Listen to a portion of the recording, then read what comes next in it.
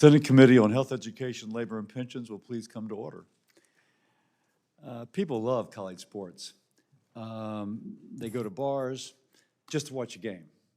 I bleed purple and gold for LSU, but I like to say that any team in my state, I bleed their colors on game day. And there's nothing like a great football game at LSU Death Valley. You get up early, you tailgate, you watch game day with your friends until it's time to go to the stadium, and it brings people together. There's a community. Ashley Moody just stepped out, but I can even like Ashley Moody because we connect over, SEC sports, even though she's a Florida fan.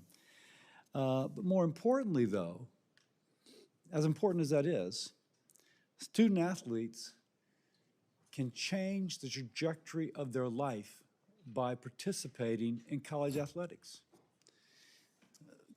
Collis Temple, who, a good friend of mine, he's one of our witnesses, will speak of that student athlete from a small rural town breaking out of poverty, having opportunities they never could have imagined because they get an athletic scholarship. And the family, good people, but the parents are not going to college, did not have the vision. The athlete then goes to college. Maybe the only way they could go to college is with a scholarship. They see the broader world and their life changes. Sports gives these young people that chance, and parents want it for their children. By the way, not that we need to, just to comment for context, because we all know it, sports is an economic goldmine. The LSU home football games bring in millions of dollars to Baton Rouge, hotels and restaurants. I go to Phil's Oyster Bar. He says if LSU wins the game, oh my gosh, his business is great for the whole week. And so people go to bars, restaurants. The school benefits. The endowment at the school benefits. In many ways, there is great economic impact. College admissions and college application rates to a school which has just won a national championship goes up. We can continue to speak about this multi-billion-dollar impact, not just upon the student, but upon the university, upon the community, upon the state, and all that in a setting which I bring this up, people say it's a wild, wild west. With that context, NIL and everything that has occurred, it just spontaneously, people say it's a wild, wild west. For the first time, student athletes are sharing revenue. Coach Tuberville, who I'm sure will be here later, said when he was a coach at Auburn, he advocated for that from the get-go. That even before the NCAA was forced to do it, Coach Tuberville and others were saying there should be revenue sharing. That is a good thing. The bad thing is that I gather that some people are preying upon these young athletes. Not praying like, dear Lord, bless their lives. No, like sign this contract, and the contract is not to the advantage of the student athlete. Exploiting them to make decisions that sometimes leave them without a degree, without being set up for that future success. Knowing that, according to Coach Tuberville, only 0.2% of these athletes will play in the pros. The highest number I've heard is 2%. Whatever it is, 98 to 99.8% of these athletes will not play in the pros. So the goal of their experience in university should be to set them up for life. The question is that happening?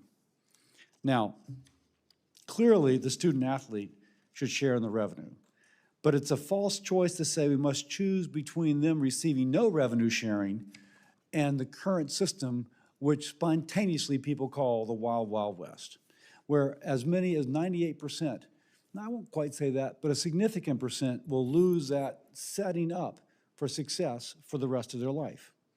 So it's fair to say that court decisions, the lack of rules, leadership hampered by all this has created confusion and potentially opened the door to exploitation.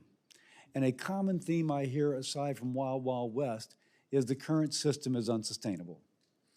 Title IX violations may be something to consider. In fact, we should consider it to make sure that it isn't, and if Title IX is being violated, we should address it. There doesn't seem to be enough money to turn a student athlete into an employee athlete and simultaneously fund non-revenue sports. Because what I'm hearing is that if the expense increases too much, schools will cut non-revenue sports and as a result, cut off thousands of young people's chances to go to college. By the way, you can't eliminate women's sports because of Title IX, but you can reduce how much money is being invested and shared with the players, and that's not what we want. At most colleges, sports are not profitable. So the president of the NAIA warned at our roundtable that many small and medium-sized colleges would not be able to survive the cost of collective bargaining. Think about it. I'm not sure that, is Senator Baldwin still here?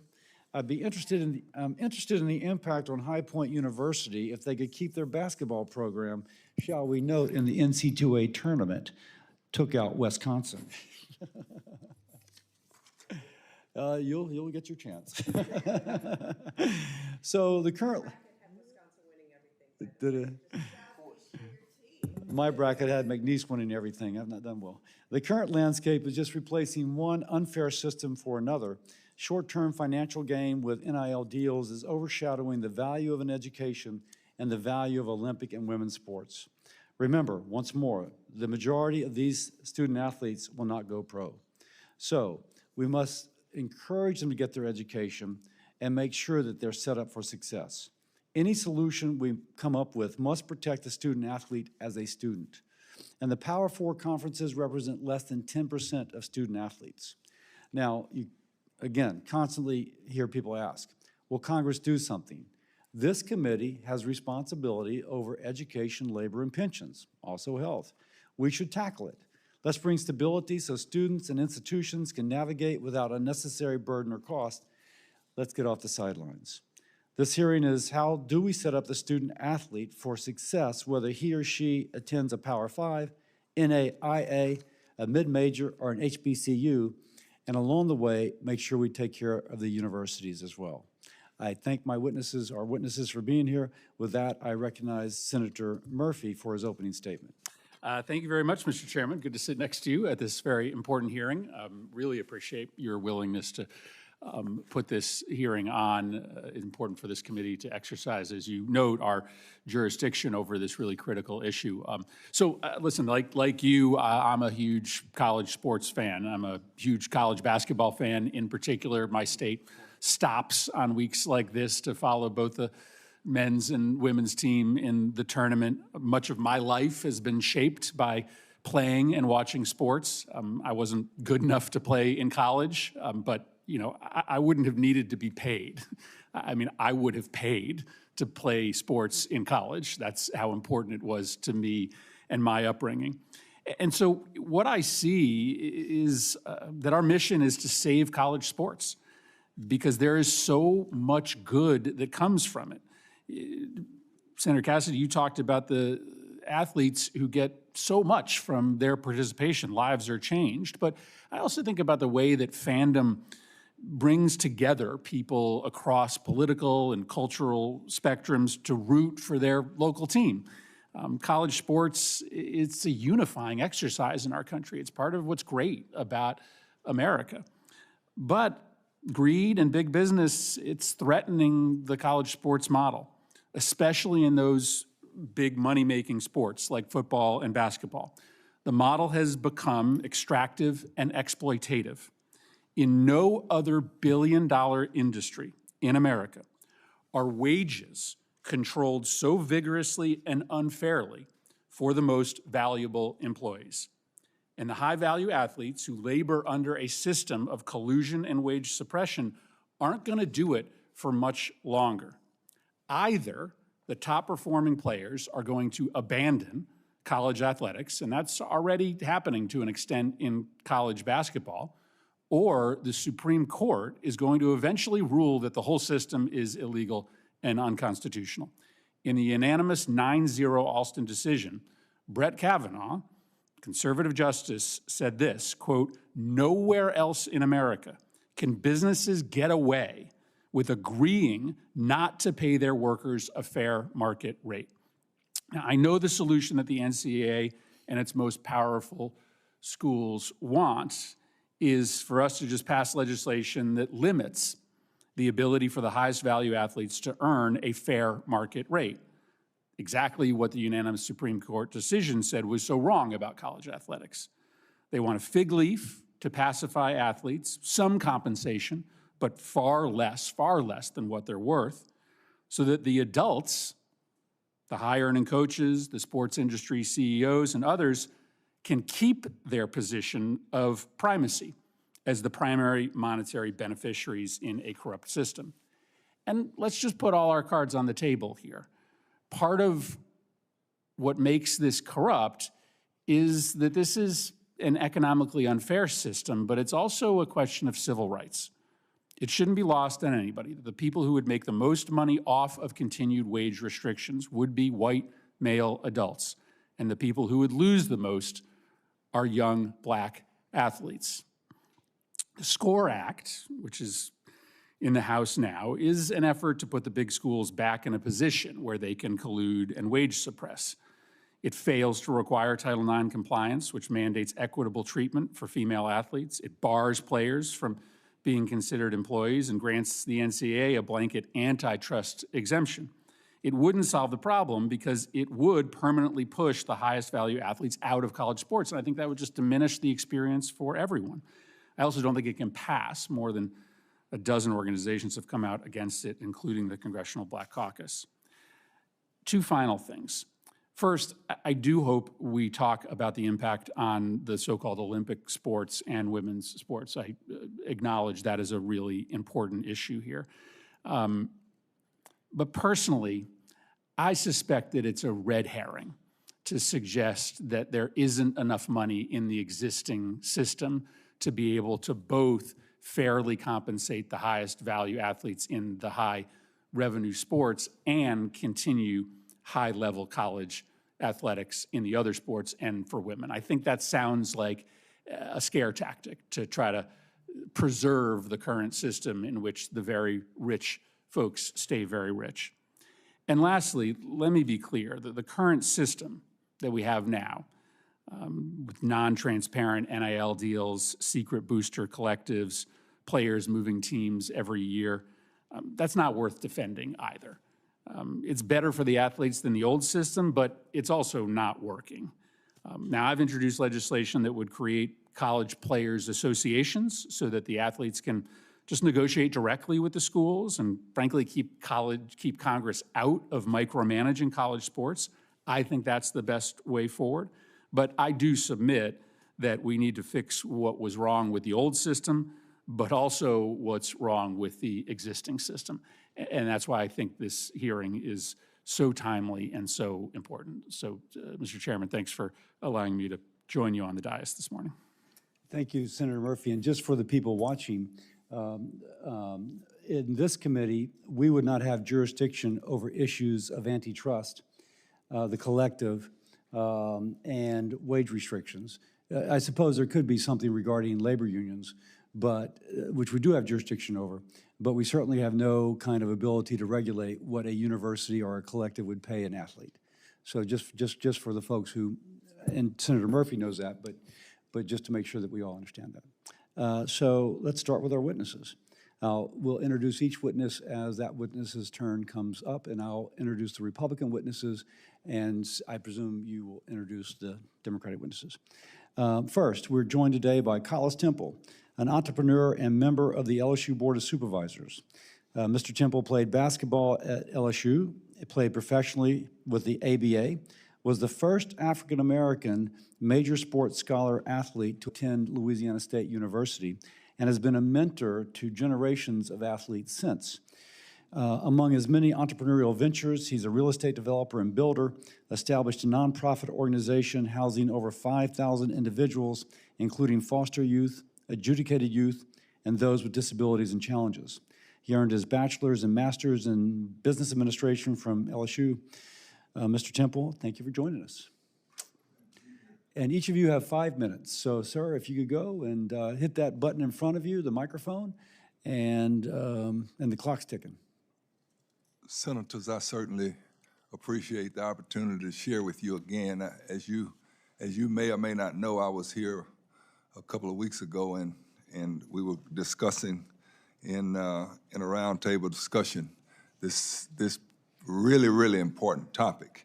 When we speak about college athletics, I heard a moment ago someone make a comment about the fact that people aren't able to, the majority of people aren't able to make the pros.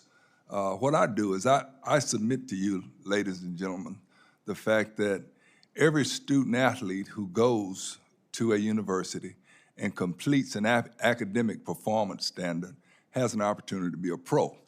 We just need to realize that pros are mathematicians, pros are scientists, pros are English teachers, pros are congressmen, pros are senators, pros are people who have a lifetime of opportunity to have a lifetime of success in whatever endeavor they meet and whatever challenges they meet as they ascend through the college ranks. Now, we all know that we're talking about money, dollars and cents here.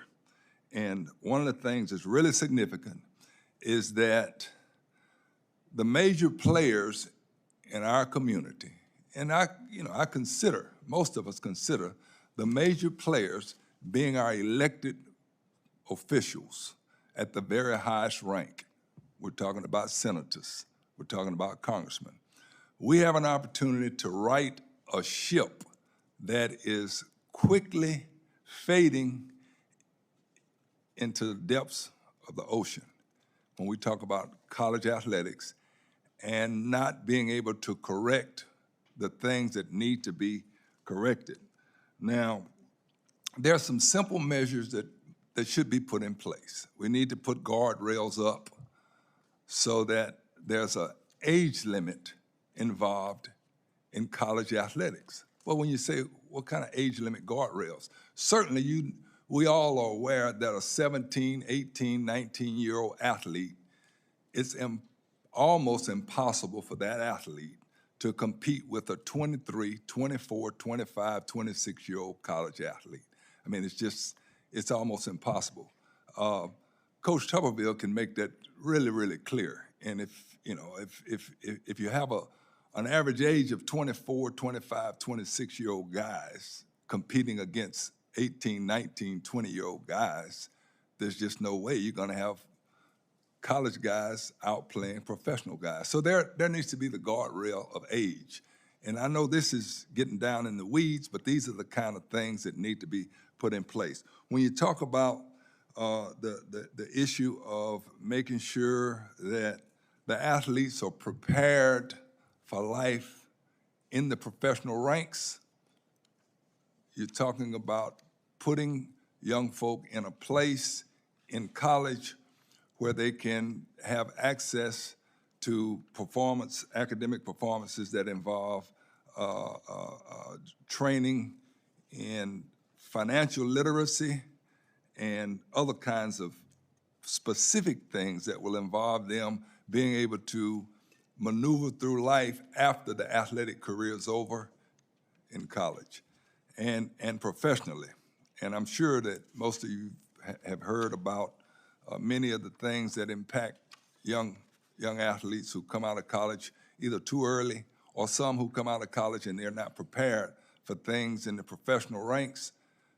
The tax structure will eat these young folk alive if they're not familiar at all with how that process works. That's something that's really, really important. So the simple thing to do is put some standards in place so student athletes, not online, but in person, are involved in academic performances when they're in college. So you can simply put things in place their freshman year where they have to go both semesters and be involved in in financial literacy course type work.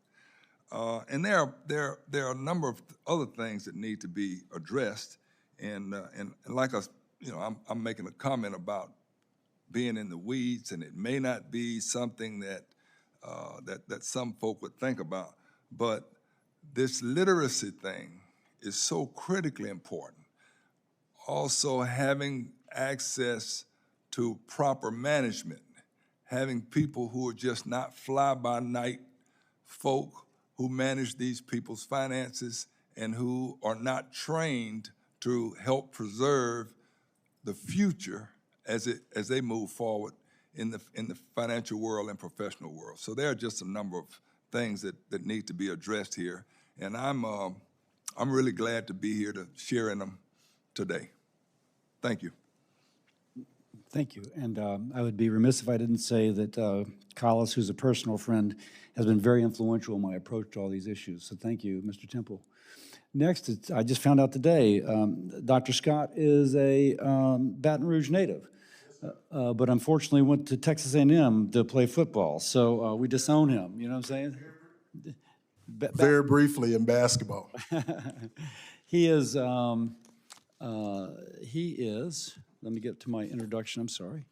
The inaugural Vice President for Intercollegiate Athletics at Grambling State University, has led a transformative era marked by strategic innovation and competitive success and institutional growth. He has developed and implemented the department's strategic plan, Sports Programs Win. He has promoted the profile of the Grambling University through multiple ways, including major facility enhancement. Competitively, the department has achieved multiple Southwest Athletic Conference championships and NC2A postseason success, while academically posting a 970 APR. I'll also point out that when I was a young person, except for Notre Dame, Grambling had more pro football players in the NFL than any other school.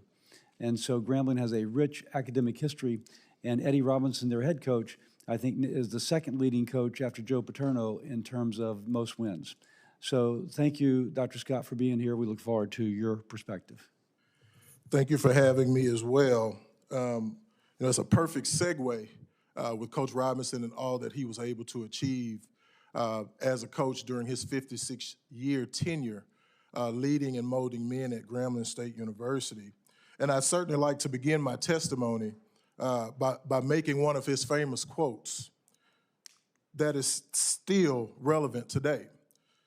The tail is about to wag the dog. When Coach Robinson spoke these words before Congress on July 31st, 1984, he was issuing a warning grounded in foresight and experience.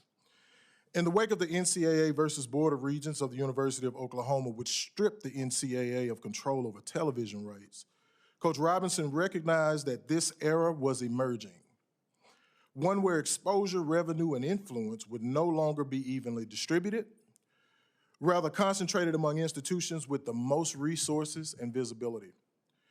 He understood that television was not just a platform, but a power structure that would reshape recruiting, funding, and competitive balance, leaving under-resourced programs at a systemic disadvantage. At Grambling, we don't speak about college athletics in theory, we speak from lived experience, much due to Coach Robinson and what he was able to contribute. For more than a century, we've stood as a place where opportunity was created in the absence of resources, where excellence was built through discipline, and where young men and women, many from underrepresented and under-resourced communities, found a pathway to education, leadership, and economic mobility through sport. Our program, where history and purpose are inseparable, Coach Robinson did not simply build a winning program. He built a model of access and transformation that changed lives, families, and communities through generations. Coach Robinson's warning was not about resisting change, but about preserving the purpose of college athletics. He feared that as external financial interests gained influence, the educational mission and developmental focus of the system would be overshadowed. Speaking on behalf of institutions without equal access to these growing revenue streams, he called for intentionality, for safeguards that would ensure equity, and for, yes, opportunity to remain central to the model. His words were a challenge to decision makers to consider not just what college athletics could become, but what it should remain. That warning has come to pass in today's collegiate athletics landscape. What was once a caution has now become our reality. From the perspective of a Division I athletics director at a low-resource NCAA institution, that forecast has materialized into a series of pressing structural realities that must be addressed with both clarity and urgency. As Vice President of Intercollegiate Athletics, I carry the responsibility of leading a program rooted in tradition, opportunity, and transformation. My perspective shaped not only by my professional experience in collegiate athletics, but also by my time as a former Division I student athlete at a low-resource institution. Today, I have the privilege of serving student athletes, ensuring they are supported academically, competitively, and personally in an increasingly complex environment. We are operating in a system where competitive balance is no longer a shared expectation, but an increasingly distant idea. Institutions with substantial financial backing exist in a different reality than those without. The gap is visible in recruiting, in retention, in facilities, in staffing, and ultimately in outcomes. Without a unified national framework, disparities have widened to the point where equity is no longer the goal. Survival is. Competitive balance has shifted into something far more complex than wins and losses. Programs with access to significant financial resources are functioning in a different ecosystem altogether. They are able to invest heavily in athlete compensation opportunities in ways that others simply cannot replicate. For institutions without those resources, the challenge is not just competing on the field, it's competing for relevance, visibility, and for the ability to retain talent that has already been developed internally. The gap continues to widen, and without structural intervention, it becomes increasingly difficult to close. Opportunity, which has long been the heartbeat of collegiate athletics, is also being constrained. Extended eligibility and shifting policies have slowed roster turnover, which directly impacts the number of available scholarships. At underfunded institutions, where each scholarship represents a critical investment, that creates a bottleneck. Talented high school student athletes are finding fewer entry points, and programs are forced to make a difficult decision on how to allocate already difficult resources. Already limited difficult resources.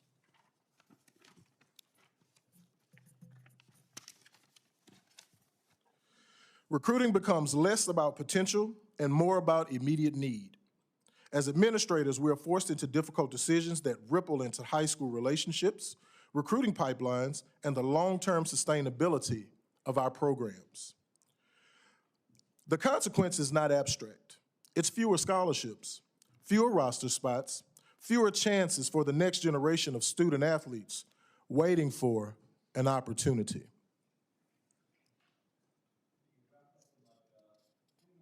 Sure.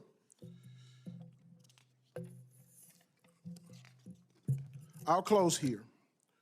The SCORE Act establishes a national framework for name, image, and likeness activity, as institutions will be required to carefully evaluate how resources, support services, and institutional involvement are distributed.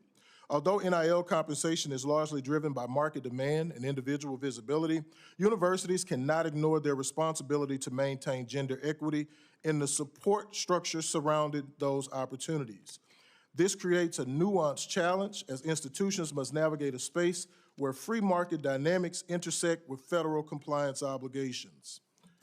Collegiate athletics, and I will close, is a uniquely American institution, full of opportunity, and it must be allowed to continue as such. I would not be sitting here in this room today, a kid from North Baton Rouge, Louisiana, without collegiate sports opening a door for me. I want that door to remain open for young men and women to follow. The warning from Coach Robinson was never about control, it was about consequence. And now the responsibility to respond belongs to us. Thank you, Mr. Chairman. Thank you, Dr. Scott.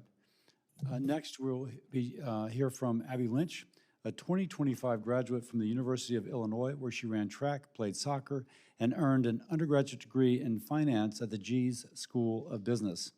She earned academic Big Ten honors twice and is completing her 2-year term representing the Big Ten Conference on the National Collegiate Athletic Association's Division I Student Athlete Advisory Committee. She now works as an analyst at a healthcare management consulting firm in Chicago and brings a unique perspective, having played multiple sports and represented fellow student athletes. Thank you, Ms. Lynch. Thank you so much, Senator Cassidy. I'm so grateful for the opportunity to be here today. My name is Abigail Lynch, and I'm a former dual sports student athlete at the University of Illinois. I had the privilege of competing in the Big Ten Conference alongside some of the country's best athletes while also earning a world-class education.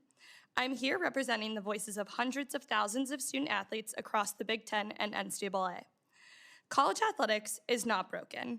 Every day, student athletes train rigorously and compete at the highest level while also dedicating time to their studies and preparing for life after sport. This uniquely American system continues to produce some of the world's most talented athletes and leaders while expanding access to higher education for individuals who may not have otherwise had the opportunity. My own experience reflects that. At Illinois, I competed in women's soccer and track for 4 years. Balancing 2 teams, travel, and a full academic course load sometimes felt impossible, especially when dealing with injuries. In those moments, the support system around me made all the difference. I had access to athletic trainers, team doctors, and comprehensive health care that allowed me to recover and continue competing at a high level.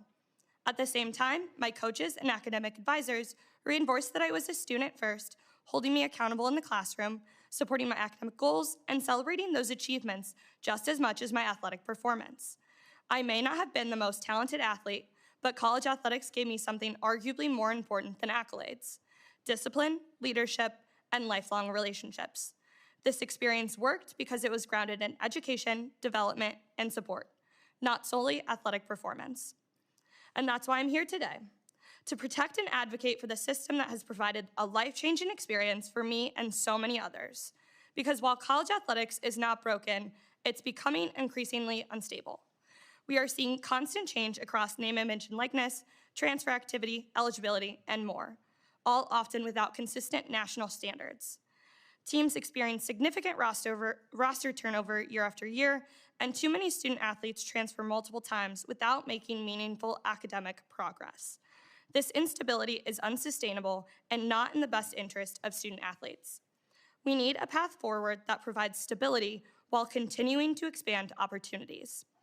First, as you consider the future of college athletics, I encourage caution in broadly classifying student athletes as employees. Student athletes should absolutely have opportunities to benefit from their name, image, and likeness, and the value they create for their institutions and the league itself, the NCAA. However, a sweeping employment model could have unintended consequences. It risks shifting the focus away from education and development and could impact essential resources such as healthcare, academic services, and student-athlete development. Such a model also raises significant concerns for Olympic and non-revenue sports, and there are really important considerations around Title IX and equitable opportunities. The potential cost and consequences of such a shift are too high. Second, there is a clear need for a consistent NIL national framework. Right now, college athletics operates under a patchwork of state laws, institutional policies, and legal challenges. This creates inequities between institutions and conferences and makes it difficult to establish fair and consistent rules for all student athletes. A federal NIL framework paired with clear standards for eligibility, recruiting, and transfer activity would help restore competitive equity and provide much-needed clarity to all.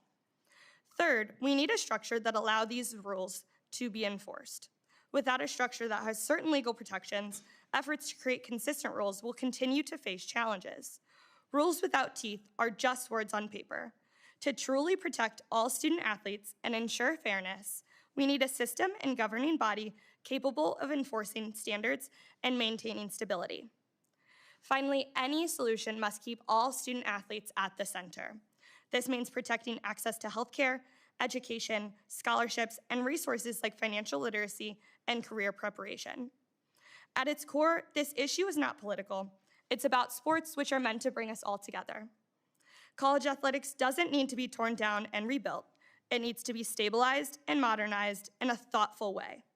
We have an opportunity to get this right with a path that balances opportunity and stability.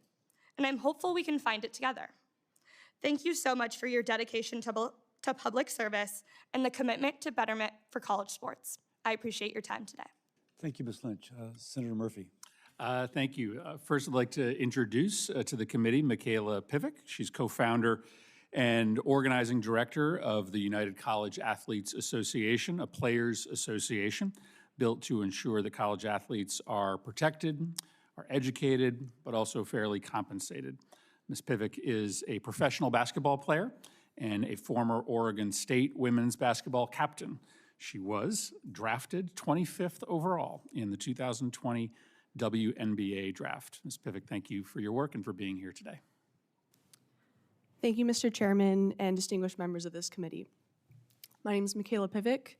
I'm a professional basketball player, former All-American at Oregon State University, where I was captain and led our team to 1 Elite Eight and 2 Sweet 16s before being drafted to WNBA. I'm now co-founder and organizing director of the United College Athletes Association, UCAA, which is a players association that gives college athletes a real voice to secure a system that is safe, fair, and sustainable for generations. I grew up in Linwood, Washington, and fell in love with basketball in 3rd grade after my dad took me to a Seattle Storm game. Players like Sue Bird, Lauren Jackson, and Candace Parker inspired me to chase my dreams. So every night, I made my dad rebound for me for hours. And by the time it got dark, he'd want to go to sleep, but I'd always say, "Just one more, Dad, just one more." And we'd count down like I was hitting a buzzer beater in March Madness. My work ethic took me to the next level. I led my team to the Elite Eight, busted some brackets in the process in front of millions on ESPN. I even competed against Sue Bird and Team USA. I was no longer on the playground with orange slices for mom and participation trophies for everyone. I sacrificed everything to compete at this level because of how much I love our game. But that's not why I'm here today. I'm here today because the NCAA has failed and continues to fail to protect and respect college athletes. When I was in college, I was working over 50 hours a week on my sport while earning less than $8 an hour from a $1,600 monthly stipend. I door-dashed and collected cans to pay bills. Basketball was more than my full-time job, and the university had complete control of my schedule. NAL has helped some players, but most still earn less than $10 an hour and struggle to pay for basic necessities. And the lack of protections goes way beyond money. My senior year, I had a foot injury that needed surgery. Every step felt like I was stepping on a nail, and I kept requesting an MRI, but I was denied every single time. I kept playing because I loved the game, but in retrospect, I was denied the information I needed to make a decision about my own health. And right after graduating, I also needed a knee surgery and had to pay for it out of pocket. I had a professional injury, but I received amateur medical care from the NCAA. And my story is not unique. I've had conversations with thousands of athletes across the country and constantly hear the same stories of players pushed to play through serious injuries, broken bones, and even concussions. That's just business as usual for the NCAA. And this hearing is titled, "Don't Fumble Their Futures," but the truth is, the NCAA has fumbled athletes' futures for generations. My grandmother was forced to play half-court basketball because institutions like the NCAA believed women were too weak for full court. When Title IX was passed, the NCAA sued to block it. It hasn't even been 4 years since the NCAA finally allowed women's basketball to use the term March Madness, only after being publicly shamed by the weight room scandal. Now, only 7% of colleges are in compliance with Title IX, and the NCAA is spending millions to lobby for the SCORE Act, which would strip athletes of their labor rights, silence their voices, and give the NCAA a bailout. The NCAA has repeatedly fumbled our futures, so why would Congress even remotely consider entrusting the NCAA with that bailout? The NCAA has professionalized every part of our game, except the rights and protections of the athletes who are at the center of its growth. The NCAA's business is professional, but its structure is amateur, which is why it needs to follow the lead of every professional sports league by negotiating a collective bargaining agreement, a CBA, with a players' association. A CBA is the best way to make college sports safe, fair, and sustainable for both athletes and the universities because they can negotiate a solution that is good for both sides. Athletes get enforceable protections like safety mandates, academic freedoms, and fair pay, while universities get enforceable rules like salary caps, transfer limits, and tampering restrictions. That's why athletic directors at Tennessee, Ohio State, TCU, San Diego State, and Boise State support a CBA. Finally, Congress should not support the SCORE Act or pass the SCORE Act or any legislation that limits athletes' labor rights. Instead, I support the College Athlete Right to Organize Act, introduced by Senator Sanders, Senator Murphy, and Senator Warren. I also commend the bipartisan leadership of Senator Cantwell and Senator Schmidt through their College Sports Competitiveness Act, which protects women's and Olympic sports. I want every little girl in the stands watching college athletes to know that when it's her turn, she'll step into a system that protects her as a person, educates her as a student, and empowers her as a professional. That's what current and future generations deserve. Anything less would let them down and empower the NCAA to keep fumbling their futures. Thank you, and I look forward to your questions.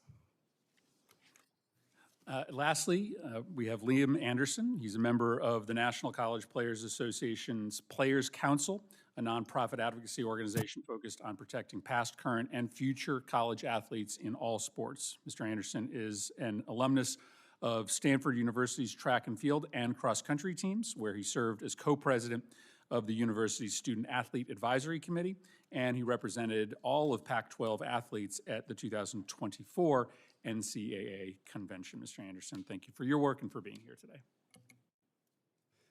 Thank you, Senator Murphy.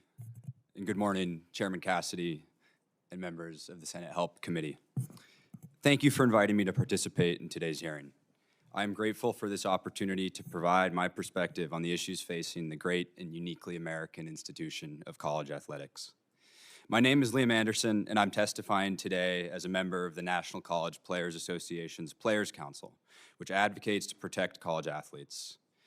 As Senator Murphy said, I'm also here as a former Stanford track and cross-country runner and as a former academic who authored my honors and master's theses on many of the same challenges in college athletics that are at issue today. These challenges can be distilled into two questions. First, how do we protect the economic and legal rights of the small subset of college athletes who generate tremendous revenues, while also preserving this invaluable formative experience for those playing Olympic or non-revenue sports like I did? And second, in answering that question, should the federal government regulate college athletics any differently than it regulates every other industry in this country? With some very limited caveats, I believe the answer to the latter is a resounding no. The issues that have brought us here today are readily solved by accepting the obvious eventuality that certain college athletes are employees. Federal labor law provides a tried and true framework to resolve these issues through collective bargaining, and there can be little question that athletes in the heavily professionalized upper echelon of the NCAA meet the relevant criteria for employee status, namely FBS football players and Division I men's and women's basketball players, such as those playing in March Madness today. Congress need not reinvent the wheel by conjuring up a unique sub-employee classification, as some have contemplated, nor should it altogether bar college athletes from obtaining employee status, as the SCORE Act proposes. Doing so would deprive college athletes of the equal protections enjoyed by any other American. The NCAA has numerous complaints about the regulatory schema that exists in the post-House settlement world, including that the transfer portal has destroyed roster stability, that collectives are circumventing the revenue sharing cap, that the courts have enjoined eligibility rules, and that disparate state laws make NIL unfair. Many of these complaints are well-founded, but the NCAA's solution, begging Congress to exempt it from federal labor and antitrust law, must be a non-starter, if for no other reason than the issue of equal protection. The NCAA's real solution lies in the non-statutory labor exemption.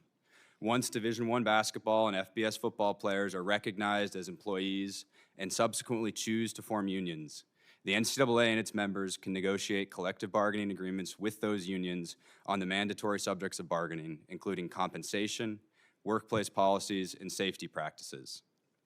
It is its inability to enforce consistent rules on these subjects that precludes the NCAA from governing effectively.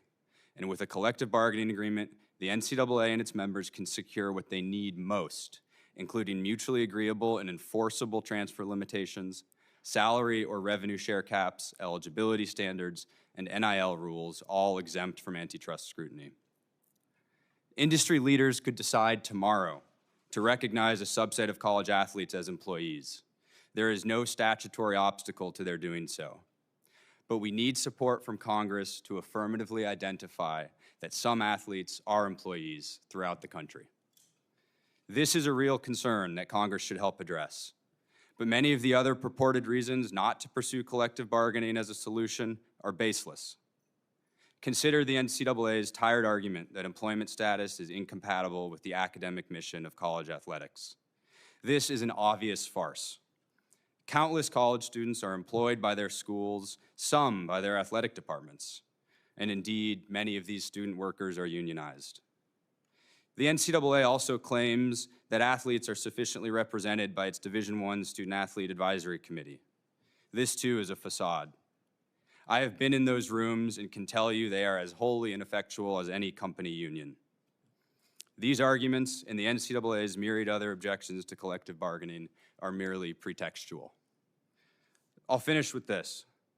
Every college athlete deserves a pathway to join an independent advocacy organization such as the NCPA and is worthy of having health and safety protections enshrined into law. I will never forget sitting in on meetings with Senate staff and listening to the parents of Calvin Dickey Jr. tell the story of their son, who died after collapsing during his first day of college football at Bucknell. That is the gravity of what is at stake here. Any legislation Congress passes must include sufficient health and safety protections, and it must ensure college athletes receive the equal rights afforded to Americans in every other industry in this country, including the protections guaranteed by federal labor and antitrust law. The NCPA looks forward to continuing to work with the committee to address these critical issues, and I look forward to taking your questions. Thank you all. I will start. I'll start with you, Ms. Lynch. Ms. Lynch, obviously one thing that is issue here, both in Senator Murphy's and the Democratic employment status. You, in your comments, say that a sweeping employment model could have unintended consequences, shifting focus away from education and development. Senator Murphy also suggested that the negative impact potential upon Olympic sports and non-revenue sports is a red herring. Now, your thoughts. Do you think it's a red herring or do you think it's real? Thank you so much for your question. I really appreciate this. A sweeping employment model and considering all student athletes, employees, is not a red herring that it would be a threat to Olympic sports and women's sports, because it would be more expensive than you are expecting.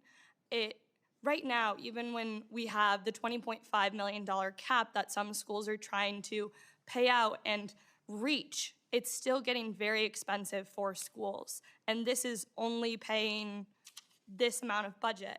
Obviously, you can still negotiate caps under an employment model, but having to pay every student athlete gets really dicey.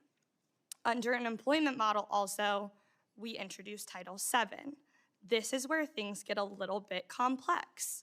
If we are under Title VII, Title IX is still on the floor and it doesn't completely go away, but the way that we balance women's sports and protecting women's sports is not exactly clear in an employment model.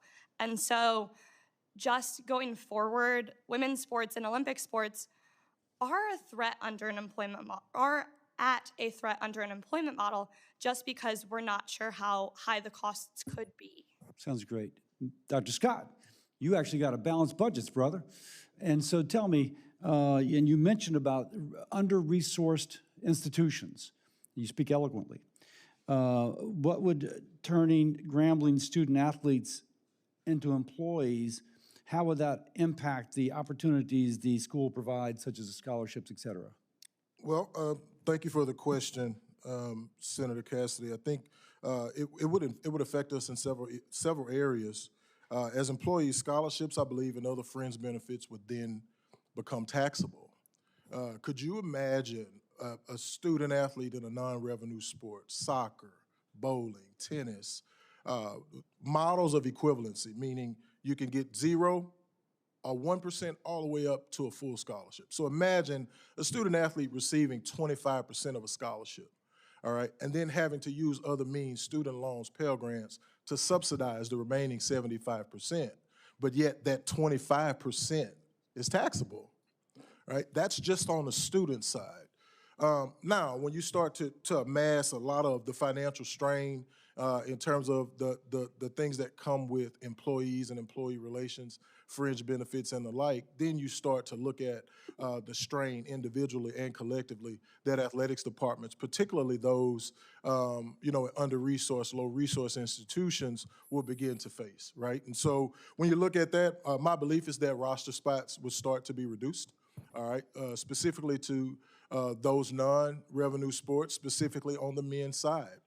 For an institution at Grambling State University where we have 15 Division I sports, that means baseball is probably going to go first. All right, football is going to reduce roster Thank you, spots. Dr. Scott. I've got only a minute left. I want to get. Thank you for that. Mr. Temple. You speak eloquently about how to protect the student athlete from being exploited by those who don't have their best interest.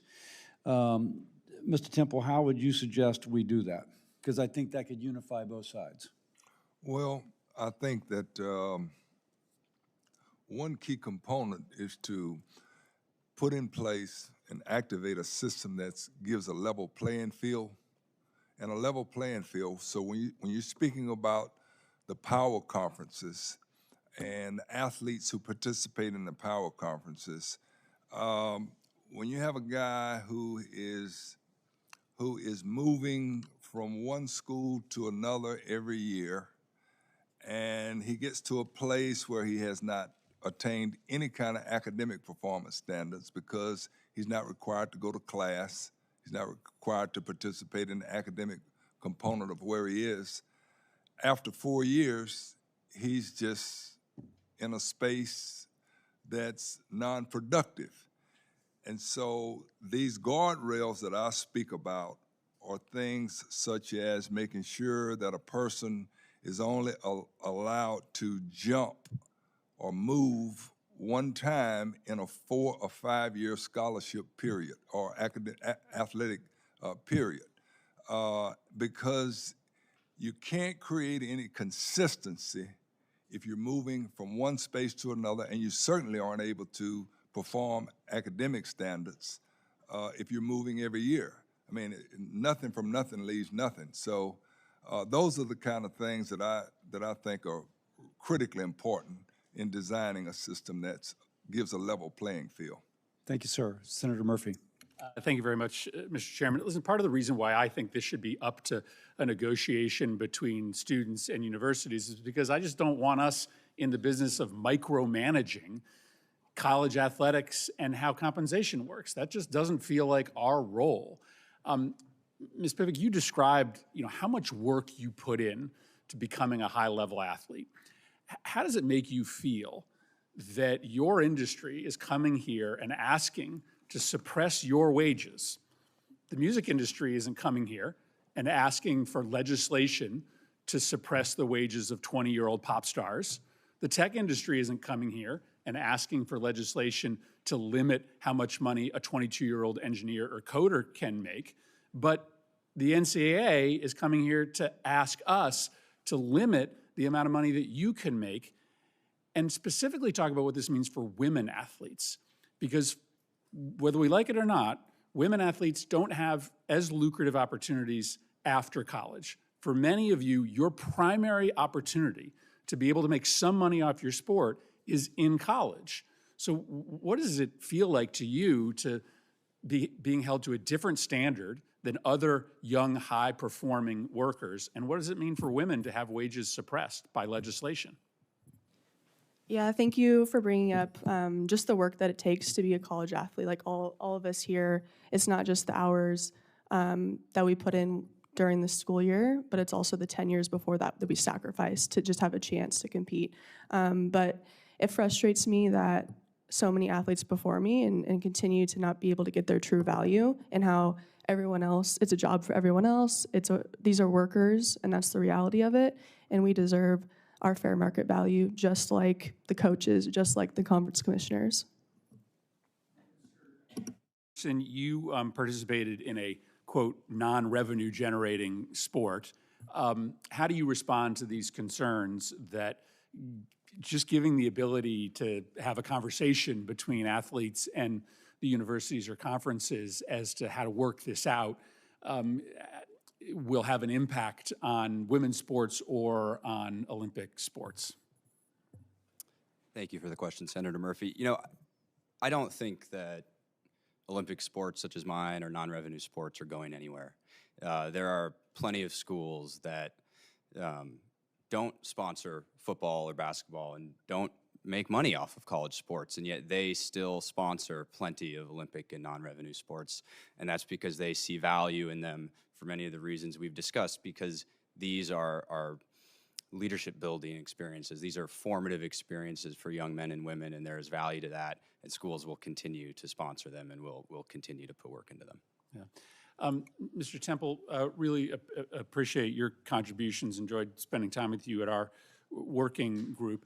You know, Joe Mazzulla is a great coach for my favorite NBA team, the Celtics, but people don't come there to watch him. They come there to watch Jason Tatum and Jaylen Brown. That's right. And that's why in the pros, the players are paid a lot more than the coaches are.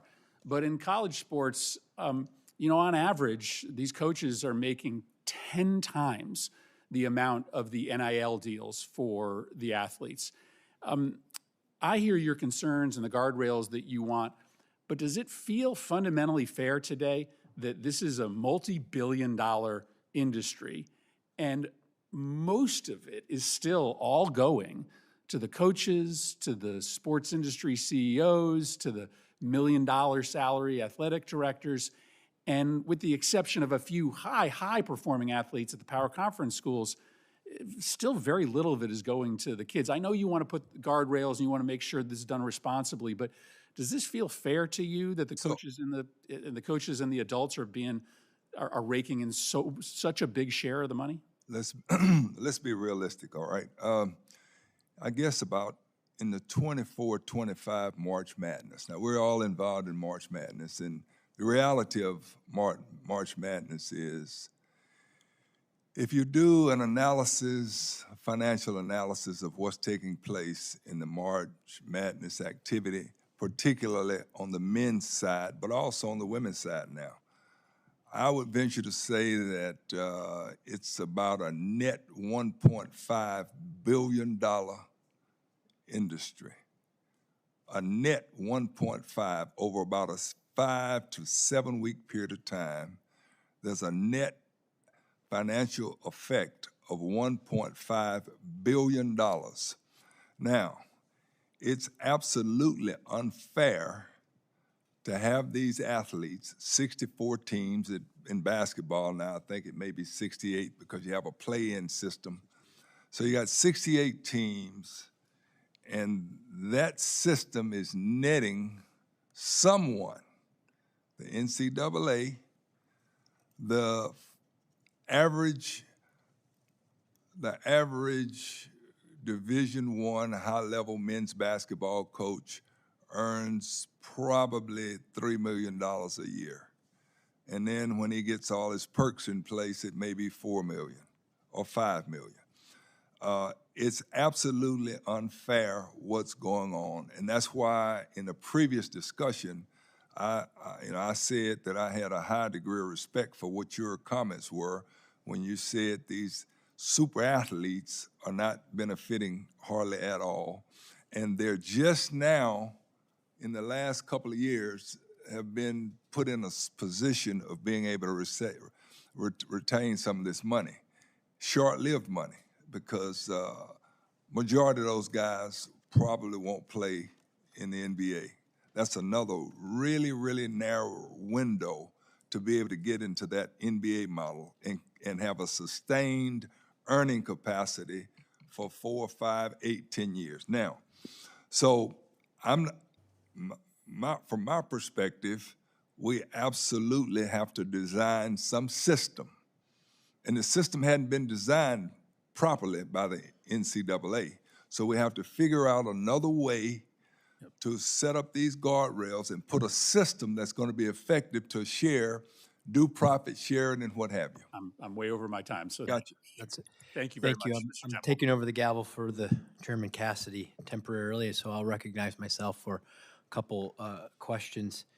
I always think about when I'm this is a complicated issue, and I always think about what's the goal? The goal of originally establishing school-based athletics were to teach character and physical fitness to the student athletes. That was how it started, and it's only been in recent times with the coming of TV contracts that it actually became a big revenue sport, or big revenue source for schools. There's 360 Division I schools, I believe, and only about 20 to 40 of them either make or don't lose money. And really, this is the big part of this is the Power 4 schools in football, 68 of them. They're 19% of all the Division I athletes, not to mention Division II, Division III, and they are the source of most of that revenue. And so there's a lot of money involved, but there are only a few schools that are actually making it. And as this committee does have jurisdiction over education, the big thing that colleges are struggling with today, frankly, is the fact that students can't afford to go there. The average student struggles to pay their tuition.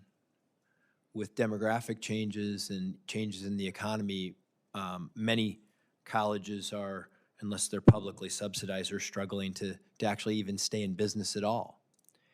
And I don't know if everyone knows this, but most schools' athletics programs are subsidized by fees that are paid for by the other students at the school. This can be, on average, between $500 and $2,000 per student. One school gets 70% of its athletic budget revenue by charging fees to the other students that are already struggling to go there. So the idea that college athletics is full of a bunch of money, that it is not true, except for a handful of schools. And they are, as you said, Mr. Scott, the tail that's wagging the dog right now in this conversation. And so I think we can narrow the question of how we're going to deal with just that group of people. Because I do, Ms. Lynch, agree that they're, in your sort of view of athletics, because I'm very concerned. I have a daughter who's a Division I athlete, and I see that in Title IX being undermined by the fact we have so many student athletes coming from other countries that are taking scholarships away from American students, student athletes at American colleges and universities. It's fine. People may think that's fine. It's great. It adds to competition, but we're actually taking away, in many cases, opportunities from American students to receive a scholarship. And so, Dr. Scott, you're from, I would just interested in, I want you to elaborate on behalf of all the schools that are not these revenue makers. How do we design a system that protects the virtues that we love about sports, but don't let the tail wag the dog, because we have 100,000 other college athletes who go to schools that aren't making money off this? Thank you, Senator Houston, for that point. And as I kind of scribble my notes, I think that's a perfect question. And I'm listening to the Power Four, the Tennessee, the Ohio State, the TCU, the Boise State. But what about the Gramblin's, the Howards, the Southerns, the FAMs, the Morgan States, right? I'm listening to Mr. Well, Temple. I'm going to ask a question. What if we're going to do collective bargaining? Why don't we collect all the money those big schools are giving them, give them to the other schools? That's where I'm going, right? If we've got 333 Division I institutions, only 68 make March Madness, right? When you win per round, your unit is about $335,000 a unit, right? So in the Southwestern Athletics Conference and the Mid-Eastern Athletics Conference, for example, they're one-bid leagues. More often than not, they're involved in these play-in scenarios, which provides great financial benefit to these institutions. for a period of up to 6 years. But they've got to make it because they've got one bid. As I sit here, I believe the SEC may have gotten 9 or 10 bids. The Big Ten may have gotten 8 or 9 bids.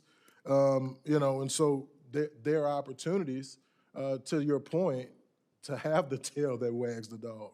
My second point is this: when we start talking about things that are short-lived, which is the dollars that we're paying to these student athletes, what's gonna happen when that student athlete who's making $200,000, $300,000, $400,000, $500,000, $700,000, $800,000, $900,000, right? Doesn't take care of their academic responsibilities, right? Doesn't graduate, or does graduate, now they're making $50,000, $60,000, $80,000, right? Who's educating our student athletes on soft skills, on money management, on taxation, on time management? There's an entirely different responsibility here that I feel needs to be brought to the forefront to correct and adjust this system that needs to be corrected. Okay, well, I've used up my time and the chairman's back, and so I'll send this back to him, and thank you. All right, well. I think that would be Senator Bowles. Thank you, Mr. Chairman. Ms. Pivick, in your testimony, you highlight the low percentage of universities currently in full compliance with Title IX. And Title IX has been a critical tool in ensuring that all students are protected from sex-based discrimination. However, President Trump and Education Secretary McMahon have continually undermined Title IX enforcement. They've spoken about their desire to dismantle the entire Department of Education. And it isn't just talk. At the start of this administration, over half of the staff at the Department of Education's Office for Civil Rights received termination notices. That very office is charged with enforcing Title IX. And it took 10 months for the administration to reverse course and rescind those termination notices. And it's been reported that it's already cost over $40 million in taxpayer funds to have these attorneys at the Civil Rights Division not investigate cases. As of last month, the Trump administration has resolved 0 cases of sexual harassment or assault.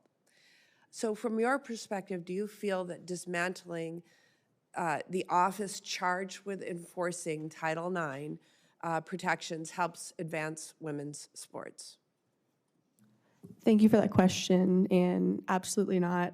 Department of Education has never pulled federal funding to enact that enforcement mechanism of Title IX, and I argue that we need additional Title IX strengthening through tightening up loopholes that currently exist. And if we really want to protect women's sports, it's not through the SCORE Act, but it's through addressing those loopholes that currently exist to address the 7% compliance rate, the $1.1 billion in shortfall of scholarships and current opportunities that exist between men and women. And so I think we need to do a lot better job in those categories. Thank you. Ms. Pivick and Ms. Lynch, you both shared in your written and testimony your personal experience with sustaining a sports injury while in school, though you have had very different experiences with regard to those sports injuries. Being a member of a labor union can give players the ability to negotiate for better health care, support staff and facilities, as we just saw with the new agreement between the WNBA and its Players Association. Ms. Pivick, how would collective bargaining impact the assurance that all athletes receive the medical care they need? I think with NIL and rev share, a lot of people want to focus on the money, but the medical negligence and accountability that comes with collective bargaining and an outside entity that's independent and fully owned by the players is necessary to protect the players first. So I fully believe in a union and a players association that does enforce those accountability mechanisms. And congratulations on the new agreement with the WNBA. Do you want to tell us anything more about that? I'm just a fan for it, and go women, pay those girls. So super excited for them that they come to the agreement and that we have a season. Great. And then, Mr. Anderson, in your testimony, you note that any legislation must include sufficient health and safety protections for students. Can you give examples of the type of health and safety protections that should be included in any legislative efforts that we're looking at? Absolutely, and I'll keep it short. I think really simply the NCPA wants to see third-party enforcement, similar to what we just talked about, mandated reporting, whistleblower protections. That simple. Very good. Thank you, Mr. Chairman. I am now privileged to call for the very first time on Senator Armstrong to ask questions in a committee. Senator Armstrong. Great, thank you. And first of all, I want to say thank you. I've been in your seats a lot more times than I've been in this seat. So I really appreciate y'all taking the time to be here and share your thoughts. This is a very complex issue, as I think we're all aware. And I think the goal here is to try to get to something that makes sense for everybody and not just, has been pointed out, just not superstars that we all hear about, but really for everybody. In Oklahoma, we have softball and wrestling are very big sports in Oklahoma. So our softball team at University of Oklahoma has had 8 national championships, 4 consecutive, 34 national titles at Oklahoma State University for wrestling. So I'm very familiar with the situation where people are really working their tails off, putting themselves up a lot, exposure to a lot of injuries. My daughter played soccer at University of Tulsa, which is a school that, you know, can't afford to operate in an environment where they're forced to pay payments. One of the ways that they've been able to be successful in that is through offering scholarships to a great school, and that allows them to attract great people. So I'm curious, and this comes to you, Ms. Lynch, what your perspective is on those students, and if you've heard anything from them about concerns about taxation, on the benefits that they get, that student athletes. That's the you know, there's my daughter played with a lot of fantastic young ladies that would not have been at that school if they didn't have a scholarship. And so I wonder about how taxation, and is that a concern from the athletes? Yeah, Senator Armstrong, thank you so much for this question. I actually was an accounting major, so the taxation question is great. I'm an aspiring CPA, and a lot of student athletes are not actually familiar with the fact that if we became employees, your academic tutor that you have to go to once a month, that's taxed. You have to report that. There's so many academic support services, student athlete development, healthcare, all of the in-kind benefits that you receive as being a student athlete, those could be taxed in a way. Any wage that you receive, they are doing a good job, at least, with informing student athletes that anything above $600 in NIL and revenue sharing is taxable. But a lot of people are learning that. A lot of student athletes are. And it is a concern when I tell student athletes that is an impact from an employment model. That is a concern for them because that's not something that they're familiar with. I get to talk to student athletes at the Big Ten, the NCAA. I serve on many engagement groups, and I sit on several committees that I'm talking to student athletes weekly, daily, and that's certainly a concern. So I appreciate this perspective, and I also want to shout out your Oklahoma women's gymnastics team, too, because they're also really good. Thank you. I'll turn the floor back to you, Chairman. Yeah. Then next, thank you. I'm sorry. Is it Hickenlooper or also Brooks? I think Hickenlooper just like nailed it. Just like a 10 from an LSU gymnastics. Okay, then I yield. Senator Hickenlooper yields to Senator Also Brooks. All right, thank you so much. Good morning, and thank you, Mr. Chair, for hosting today's hearing. Thank you as well to our witnesses for being here today. I'm lucky. I represent some really great schools and some terrific student athletes in my state, which is the state of Maryland. Everything from the University of Maryland Terrapins. We have also our Naval Academy midshipmen, as well as the UMBC Retrievers. And so I'm really fortunate to represent them. A less popular fact about me, however, is that I am a graduate of Duke University, so let's go Blue Devils. And I was there during the height of the basketball glory days when Christian Laettner was there with that amazing shot. We were there during the back-to-back championships, and back then you could get a ticket to the Final Four for $20 to $40. College basketball and college athletics have changed significantly since those days. Nosebleed seats, I'm told this weekend, the Duke St. John's Sweet 16 game in D.C. this Friday is starting at $505 for the nosebleed seats. And so sports betting has exploded since my time in college. Americans legally wagering $3.3 billion on March Madness. Broadcast rights are passing $1.4 billion, with another $1.2 billion spent just on advertising. So in the last 5 years alone, college athletics have been revolutionized. And this question is first for Ms. Pivick.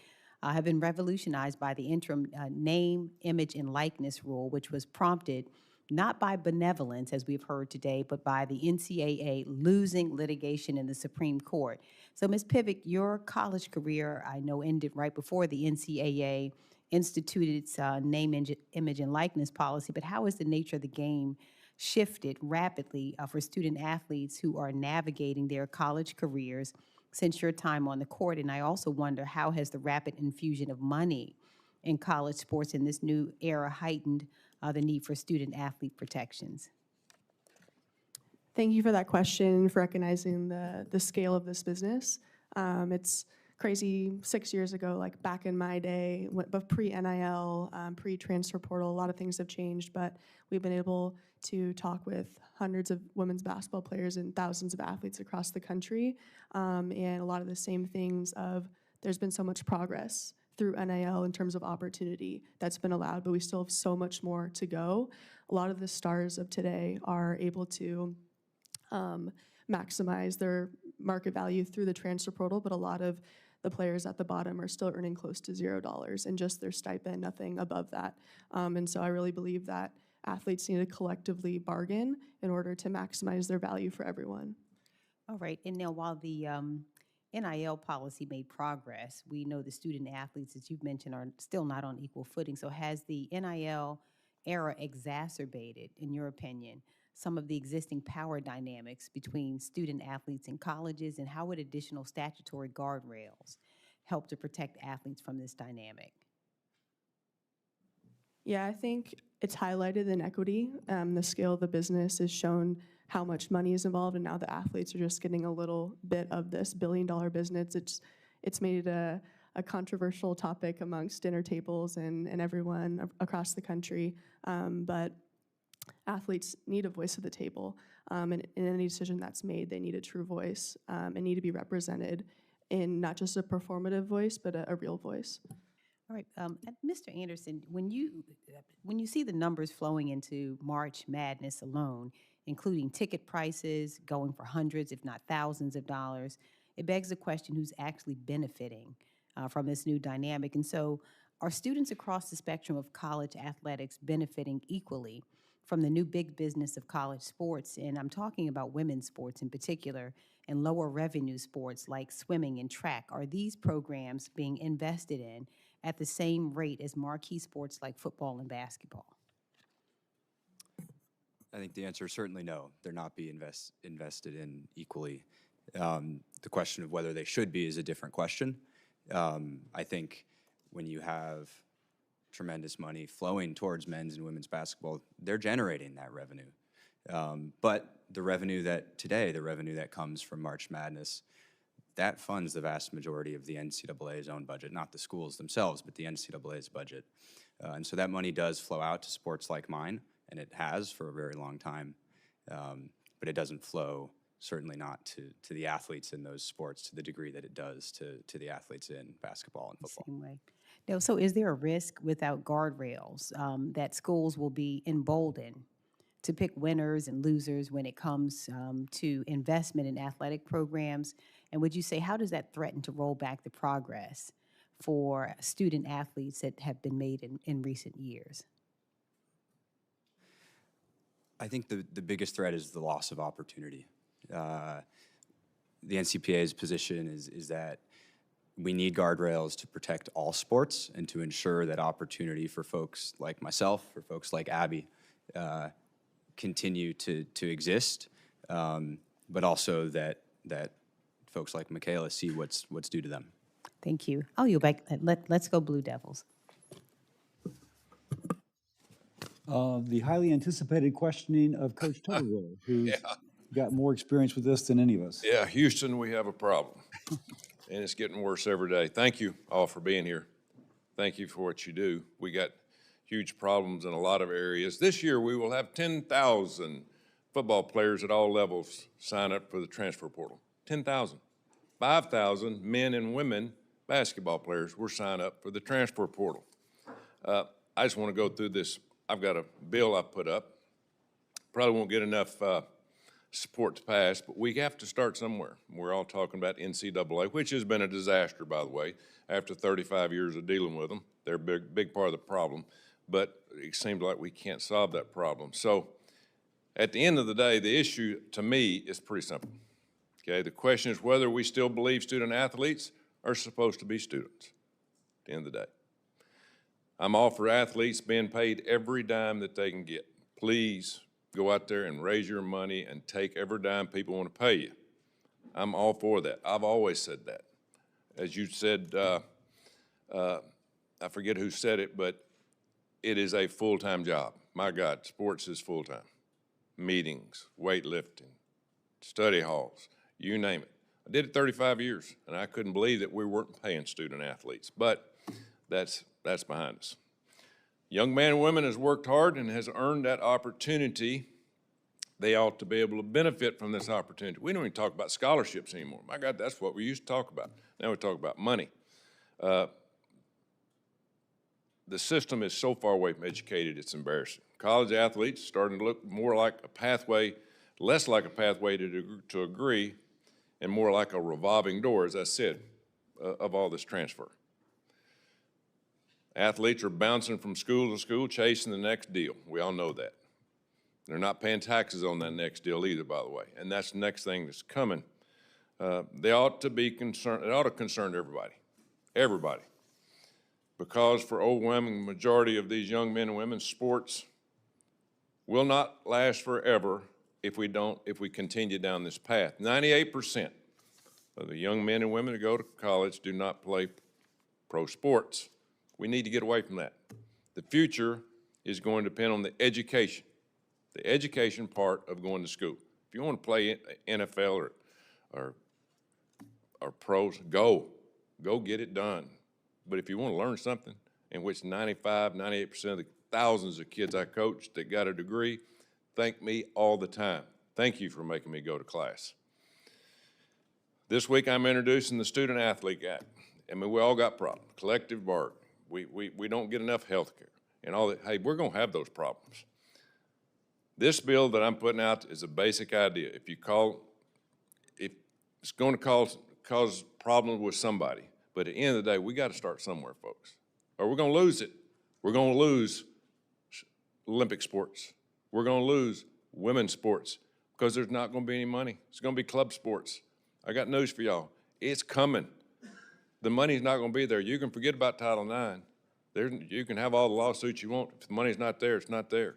The money's going to go to athletes that get on television. So, student athletes, to me, should have a 5-year window. You start, you got 5 years. I'm sick of these 28, 29-year-olds playing in a young person's sport and taking your money. I'm sick of that. 5 years to play, no waivers, no excuses. Once you start, you go 5 years. At the end of that 5 years, you go and do whatever you need to do the rest of your life. It's pretty simple. I mean, you can get a degree in those 5 years. If you transfer one time, the likelihood of you getting a degree is almost zero.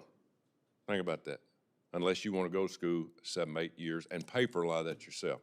So I'm for a 1-year transfer. One time, you get it, freebie. If your coach leaves, somebody happens in your family, you transfer. After that, you pay the penalty of what we used to do. You transfer, you set a year. But you got a 1-year transfer, 1 year. Folks, we can't do this transfer portal. If we do it, we're going to, as I said, we're going to lose men's sports, women's sports, and we're going to have just a couple out there that's going to be on television, and that is it. And there's not going to be any scholarships. So I don't have a lot of, can I ask a couple questions while I'm at it? Ms. Lynch, my bill would solve the issue pretty quick in terms of transferring, but is it realistic for somebody to transfer and get a degree?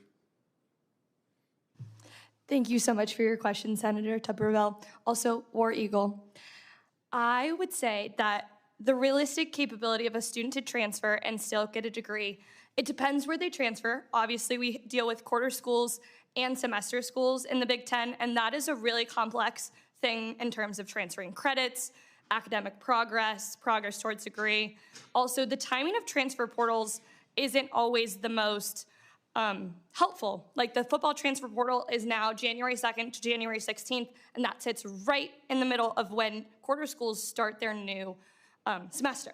Yeah. And that's really problematic for getting student athletes, particular football, student athletes enrolled in their next institution, which really puts them back academically. So transferring does inhibit academic progress, especially when you're transferring multiple times. So I appreciate your question. Thank you. Mr. Temple, how do we keep integrity in this nonsense? Well, before I address the integrity question, I just want to make some highlighted comments. As most of us know, South Carolina is a special, super special women's basketball venue. They average 18,000 folk a game in their stadium. There's another super basketball venue for women. It's called LSU, Kim Mulkey. We average about 13,000 persons a game. Here's the reality of what's going to happen in the world of athletics as it relates to Title IX and women's sports. The year Kim Mulkey won the national championship with, what was the young lady's name? Angel Reese. Yeah, with Angel Reese. LSU lost $6 million in the basketball arena for women. This past year at the University of South Carolina, women's basketball lost $8 million. It's unsustainable. It's unsustainable. Now, the answer is, okay, what do you do with Title IX and women's sports? I submit to you, there's not a total of $8 to $10 million that's been generated and earned to sustain women's sports. So as you move forward to work on this very complex circumstance, you gotta take it all into full consideration. You gotta take it all. It's mostly about the money. Because of it being mostly about the money, it is vitally important that we figure out a way to make sure that these student athletes participate in the college experience, which is the academic piece first. Now, you say that we probably need to give them 5 years. I understand. 5 years is a red shirt year, plus 4 to play. Senator Tuberville, I would ask you to consider a 6-year deal. A 6-year deal would involve a gray shirt, which is something that you're familiar with, and then a red shirt, which is something you're also familiar with, and then give them 4 years to play. So when you're talking about 18-year-old freshman, 19-year-old sophomore, 20-year-old junior, 21-year-old senior, and you give them a couple of extra years to get it together, I think it'll work a lot better than just 5 years. Now, what the hell was your question? Integrity. Integrity. And we keep the integrity. It will absolutely keep the integrity. We need to move forward on your concept because as you indicated, we have to start somewhere. We don't want to throw the baby out with the bathwater. We have to start somewhere. And I think your concepts and your perspective about how this thing has to work is healthy and must be done. The NCAA is not going to fix it. They're not going to fix it. We have to move forward with you senators. Thank you.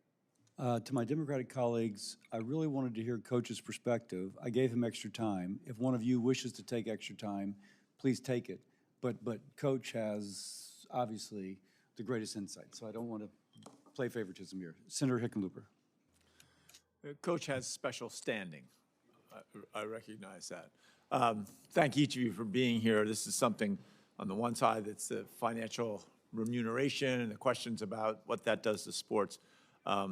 I thought Senator Houston, because I was watching, when he talked about the development of character and what that does to students at that age, it's very powerful. And I was in the restaurant business for 15 years. We had a big restaurant, had 100 employees. We had then ended up with about 9 or 10 other restaurants. Over the course of that 15 years, I probably hired 300 people directly myself, 250. Then I was a mayor, and you have 60 people you hire and their staffs, governors, even more people. I mean, I've gotten probably up to 600 or 700 people I hired in those years. And I have always looked for student athletes, the kids, because that character building includes how do you work with others? How do you create a team effort where you realize that what happens to you is less valuable than what happens to the group? And I also look at kids that play in rock and roll bands or in theater, kids that have worked as camp counselors or a local YMCA, but those places where you are part of a framework. And I remember back when I was a kid, it was all about the team, and it was all about being willing to lose gracefully, recognizing that winning wasn't everything. I still think that, I think most people on this board would disagree with me that when Vince Lombardi came out and said that, winning wasn't everything, or it was the only thing, right? I think that's when this country started getting divided in a funny way, that supremacy of winning detracts a little bit from what we've seen. I look at this in a very real way of, how do we deal with both of these aspects at the same time? And I think, Dr. Scott, I'll start with you. The needs of these small but mighty schools, if we can phrase it that way. I went to a little school in Connecticut. I played, as a freshman, I got moved up to the varsity soccer team. I loved it. I mean, some of the happiest days of my life were high school and college sports. But I think this debate about NIL and college athletics, in so many ways, the athletic opportunities at smaller schools outside the Power Four conferences open more doors for more students to enter athletic competition by an order of magnitude. And since the House settlement with the NCAA, we're thankful that no Division I school in Colorado has cut a single sport from its athletic department. But we've got to think outside the box to maintain this nationwide. So Dr. Scott, what's your reaction to Senate proposals that allow smaller universities to pool their TV broadcast rights in order to increase revenue opportunities, but again, keep expanding sporting opportunities on campus? I think it's a great idea. Thank you for your question, Senator Hickenlooper. I think it's a great idea, primarily because it increases and enhances the opportunities. I think whenever you're in a unique space at an institution with the lore that Grambling offers, you have the ability to effectively market and brand Obviously, we are the direct benefactors of this great institution on Thanksgiving weekend that everyone knows, of course, as the Bayou Classic. And so by right, we have a unique opportunity to continue to drive the brand imagery that is Grambling State University. But every institution doesn't have that. Right?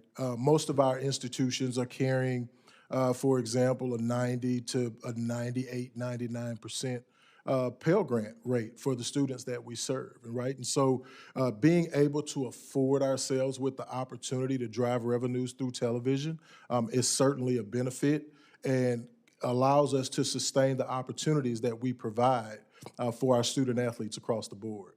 Great. I appreciate that. Ms. Pivick, thank you all for joining us. Colorado, you probably are aware, is home to the U.S. Olympic and Paralympic Committee and to many of the national governing, we could say governing bodies that help support Team USA. And as we just saw in Milan and Cortina, the success of Team USA brings national pride. I think it brings real value to the country at many levels, but just on an international level, real value, billions of dollars of value. Team USA relies on so many NCAA college athletes in a variety of sports. I'm glad that the chair is going to give me an extra minute because I've taken so long asking my questions. Ms. Pivick, can you describe for us the harmful impact that when schools cut athletic programming on college athletes' opportunities, and especially and including the opportunity to compete and represent Team USA? What does that do to that pipeline? Yeah, I think the idea of cutting athletics, any sort of sports team, is devastating to those athletes that train into the future of our country. I think we all care about protecting opportunity. And I think we can do that through collective bargaining. And a lot of people here have talked about sustainability and needing to start somewhere. And I really think it starts with the College Sports Competitiveness Act, where to address that sustainability component, let's maximize, it's a business, let's maximize it and create as much value as we can to then be able to protect as much opportunity as possible while still recognizing the labor that's involved. Great. Thank you very much. And I assume someone asked me coming yesterday, I knew I was going to come into this today, and that's the organizing, the collective bargaining would only be with those sports that generate revenue, right? In other words, that there's compensation involved. We want to provide a place where all athletes are protected. And so athletes, we strongly believe that athletes should be the ones drawing the line on whether they want to union or not. It shouldn't be Congress drawing that line for them. Okay. So if all athletes want a union, then they should have the right to do that. Great. Thank you very much. Thanks to each of you. Yield back. Senator Banks. Thank you. Wait, IU. I was just going to say, Dr. Picture of the collective. Yeah, thank you, Mr. Chairman. I was just going to say, Dr. Scott, I'm an alum of the proud national champions, Indiana Hoosiers, Indiana University, and I really don't want to mess this up because I think the Hoosiers are going to come back and do it all over again next year, and the Purdue Boilermakers have a great shot at winning the national championship in March Madness. They play tonight, so I'm happy for them too. And I really want to dig into this subject because we're all wrestling with it. So many questions from big schools, small colleges in my state, trying to wrap our heads around it. And I think the political dynamic is that Republicans and Democrats aren't that far off from what we agree on. It's just this one small issue that gets in the way from us passing something related to unionization and how we treat student athletes, as whether we treat them as employees or not. And I know you've all been talking about that extensively already, but can you talk, Doctor, a little bit about team dynamics and culture and how that would change if student athletes were treated as employees? Thank you, Senator Banks, and congratulations on your national championship. I played basketball in college, and we're talking about IU, and we're generally associated we're with a football school now. With Coach Knight and Calbert Chaney and those guys, and now we're talking about Indiana as a football power. What a difference, and congratulations. You know what? It seems admittedly very relevant to the subject that we're talking about. Yeah, I believe it is. I think the question surrounding culture related to sport and anything related to unionizing the sport kind of depends on who's at the table. You know, if we're just having a discussion from the lens of a Power Four, then many of the Group of Five institutions, the lower level FBS institutions, the FCS institutions, and certainly the low resource institutions, which I represent, won't have a say at the table. And just for clarity, the low resource institutions on the bottom end are basically the lowest 15 percentile in revenue generation in college athletics, right? And so, you know, with those student athletes that we represent, I feel like there needs to be some semblance, again, of opportunity to be at the table, to be able to have these discussions. I feel like if we're just having Power Four conversations, then you drill down a little deeper, then you're gonna only really have substantive discussions with football and men's basketball, right? And so then there lies the missed opportunity for the rest of the sports. Where at Grambling, we have 15. I think at Ohio State, there may be 36, right? So there's an entirely different demographic of student athlete who don't have their voices heard and missed, I'm gonna say it again, an opportunity to have a seat at the table. That's one point. I think that it undermines the essence of what education is for. I heard Coach Tuberville kind of allude to it earlier. I hoped he would drill down a little deeper on the academic missions of these institutions. Look, we're all in favor of NIL. I'm certainly in favor of sharing revenue or direct compensation, as many of my colleagues allude. But I do agree that the system needs to be refined in a way that provides opportunities for all involved in Division I. And then understanding the trickle-down effect, right? So what happens in Division I, Power Four affects the lower level FBS. And then that trickles down to FCS. And then it trickles down to the lower level of FCS. And then it continues to trickle to Division II, to Division III, and then eventually to NAIA, right, where opportunities are being missed by our high school students, right? And so if you're a high school athlete, you're either elite or you're going somewhere else. Because as my friend who I've known, who coached me for many years, Mr. Temple has said, we've got 24, 25, 26, 28-year-olds playing college athletics and limiting opportunities for our high school student athletes. I only got a few seconds left, but I do want to ask you on a different subject. As the NCAA and Congress both fall down on we're both falling down on the job. We're not doing what we're supposed to do and pass a national law to confront the big issue in front of us. A lot of states are looking at what they can do, which creates a patchwork of state laws around the country. Can you talk about how complicated that is for recruitment and for how confusing that is for student athletes if different states are passing laws and we continue to fail to do something at this level? Absolutely, and I think that's a great question. And I know we're pressed for time, so I'll share this.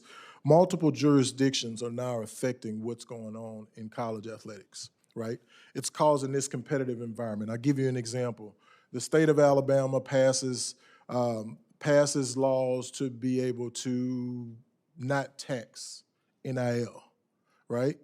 So what does the state of Louisiana do? We follow suit because LSU has to play Alabama, right? Grambling has to play Alabama State, right? And so they're trying to level this competitive playing field. And states now are becoming increasingly involved and manage the jurisdiction, the process within their state lines with those higher education institutions. And so as we continue this very unstable environment, states are going to become increasingly involved in generating legislation that's going to allow their institutions at the state level to have a competitive advantage. Thank you. My time has expired. Senator Kane. Thank you. I've got two topics that I would like to address with y'all. Thank you for your testimony on this important issue. I got to start with bragging about a Virginia team, right? I mean, and the team I want to brag about is the UVA women's swimming and diving team. They just won their 6th straight NCAA championship. They're the leader now in the nation in the run of NCAA championships. On these 6 teams, there were 11. The 6 teams contributed to 11 medals at the Paris Olympics. A lot of broken world records, but it's a non-revenue sport. So if we do legislation here, I think there's a lot of balances we're going to try to strike. I think some are looking at the big versus small school balance. Some will look at men's sports versus women's sports balance. I think I'm going to be really focused on revenue sports versus non-revenue sports balance. To the extent that you haven't said something already, I'm not asking you to repeat yourself, but if we want to try to legislate and get the revenue sport versus non-revenue sport balance right, what are things we should be paying attention to? And that could be for any of you. Mr. Anderson, you want to jump? And then it looked like Ms. Lynch was about to jump in. Thank you, Senator Kane. I think the key is that it's not a one-size-fits-all approach. What is true for Alabama football is not true for Stanford cross country or for Virginia swimming. And I think that's the key, is that we don't treat everybody with one fell swoop, because then there will be issues. Yep. Ms. Lynch, were you going to say something?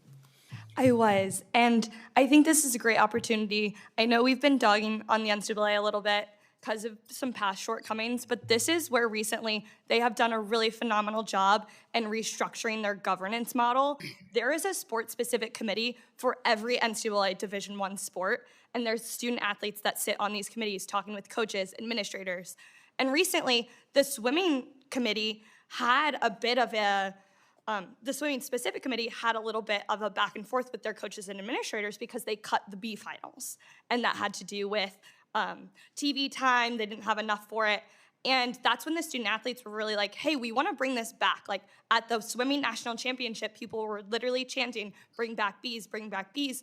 And so that's when a sports specific committee that we already have existing and that can have real impact is so important for these non-revenue sports to already have a voice. And so going off of your question, it's important that we have committees that are already in place and we utilize our student athlete voice and have them sit at the tables with the administrators, with the coaches to actually make an impact. Great. I'm going to switch to gambling in a second, but others who want to weigh in on the how do we make sure we're doing right by non-revenue sports? Okay, should I go to gambling, or do you want to say something? Sure. I think I'd like to, so you still have time for gambling, but I think there's a balance between, we need to preserve opportunity, and that's what we're all here to do. Revenue, non-revenue, that's a non-negotiable. We also need to respect the economic realities of the different sports, and so I think collective bargaining through one union can help strike that balance, where there's different rooms for each sport, but also recognizing that all athletes deserve an opportunity and deserve to be protected. I'm going to ask a question about gambling, and I'm going to start with you, Dr. Scott, if I could. So I'm just troubled by the whole phenomenon, and it really worries me, the people, especially I think young males, getting into gambling in ways that are very destructive. And this is just in college, athletes, it's like just a phenomenon that I'm really troubled about. But I'm also troubled about this gambling on prediction markets and what it does to athletes, and athletes who, miss a shot at the end and turns out somebody's bet a lot of money on them, and then they end up getting harassed online or facing all this pressure. College sports is pressure enough without having, the world find a path to your door, and they can find you now pretty darn easy and harass you because you didn't live up to whatever weird expectation they have based on a bet that they placed. How are you at Grambling kind of dealing with the gambling issue with your student athletes, and what advice would you have for us? Thank you for that question, Senator Kane. I think, for us, it's about educating the student athlete, but also about empowering the student athlete. I think, we cannot necessarily control the environment, because in most cases, some of these, and I want to be very delicate here in how I describe them, but some of these folks that are preying on these student athletes, more often than not, they're introduced via social media, right? And so that's more of an environment that, of course, we can't control. So what we choose to do is educate our young men and women on being able to, of course, identify the pressures of gambling and what happens when something happens, when something occurs, even that frontline communication. And so robust compliance education is increasingly important. Being able, of course, to be forward-facing, have those conversations, and be honest with your student athletes. Look, we're in a multi-billion-dollar business. When they hear that Grambling State University is going to Ohio State and making $1 million, they want to know where the money is, right? And so it provides a student athlete with a thought process of saying, well, hey, can we have some of that? I'm struggling. I need, we have, right? Like those questions then come abound, and then it opens them up and makes them susceptible to responding to the communication should it happens. And so for us, just being able to offer that robust amount of communication, being really open. We have a saying in our department, our door is always closed, but it's always open. And also invite the coaches in to have those conversations with those young men and women, of course, to be able to educate them, have very real conversations about gambling and the negative impacts on gambling on college athletics. Thank you so much. Thanks, Mr. Chair. And I've got two more questions. Mr. Anderson, your approach is different than Ms. Pivik's. You specifically spoke about limiting unionization to the revenue-producing sports, which would typically be men's basketball and men's football. Mr. Temple spoke about how even at LSU and South Carolina, packing the house, they're losing $6 to $8 million with, I think they were the first women's basketball team to be shown on broadcast TV in prime time. And despite that, they're still losing money, that magnitude. So how do you kind of phrase your approach differently than Ms. Pivik's, which would include all sports, and you specifically mentioned revenue? Thank you for the question, Senator Cassidy. Let me clarify. It is not our position that it is only revenue-generating sports that should be able to unionize. It is our position, very similar to hers, that athletes should be the motivating factor behind who becomes unionized. I think in my testimony I said that if Congress is to act, it is to push the revenue sports in that direction. If we believe that Congress should not be taking away rights from anybody, we do not believe that Congress should be the one to draw the line. It is just those sports that it is most clear are deserving of employee status and the right to unionize. Where you draw the line, I can't answer that question. Now, next, and I'll have two more questions. If one thing that Ms. Lynch brought up, I think Mr. Temple, that once you begin to put someone into a union, I know Ms. Lynch did, then they may have to pay tax on a training table. They may have to pay tax on a value of a scholarship. If they're required to study extra in order to keep their GPA up, are they going to be compensated for those hours, therefore taxed? Now, a non-revenue sport, that's going to drive up the expense. I mean, if suddenly they've negotiated rights to get paid X number of dollars and an hourly wage, I don't see how it doesn't drive up expense. But then the athlete then has to pay taxes on that expense. And so they're not going to earn that much because it's a non-revenue sport. But the value of the scholarship at a place like Stanford, I'm sure Stanford costs $80,000 a year.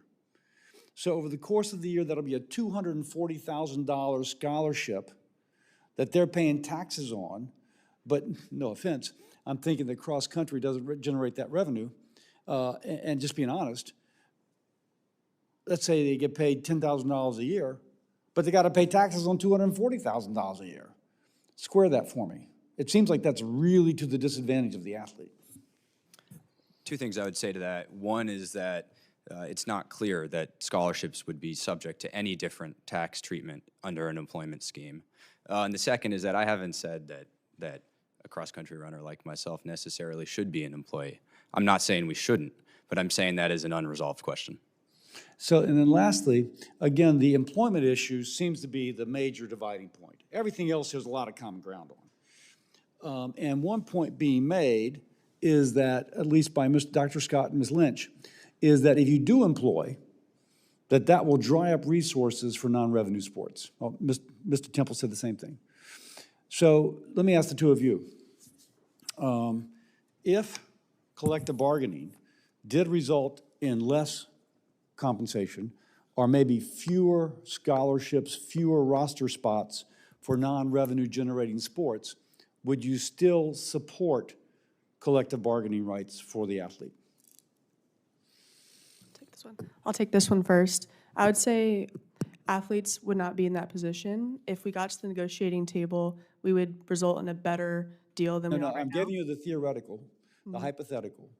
It just stipulate that it is going to raise cost and that athletic department has to squeeze someplace.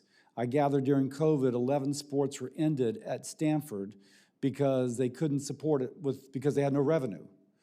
So we know it's real, so just let's stipulate.